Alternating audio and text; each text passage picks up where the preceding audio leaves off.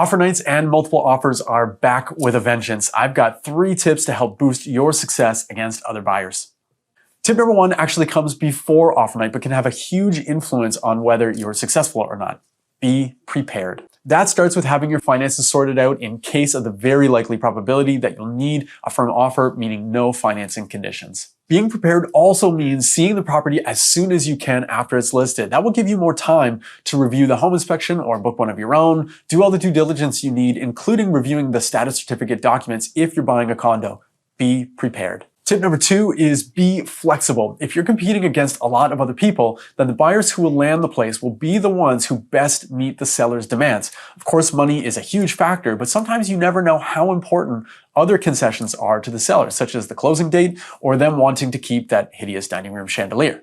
I'll also add that being flexible would include your schedule. When offer nights become rampant, so do bully offers. You'll want to be flexible enough with your schedule that you can go and see a property almost as soon as it hits the market so that you don't get squeezed out from making an offer. Seeing a property early also ties in with tip number 1 really nicely. In case you're not fully prepared, seeing a place you really love as soon as it's listed might give you the kick in the butt you need to finalize things like getting your financing in place. You can also work with your mortgage broker to speak about financing terms specifically for the property that you're interested in. Remember, a pre-approval is only good for you as a buyer, but is lacking that property-specific information. Now that you have a place in mind, you can gain even more confidence in your financing terms, which might elevate your comfort level with not having a financing condition in your offer. I won't spend much time on this last tip. I've really hammered on it in previous videos, but have your deposit in your or your realtor's possession ready to hand over that night.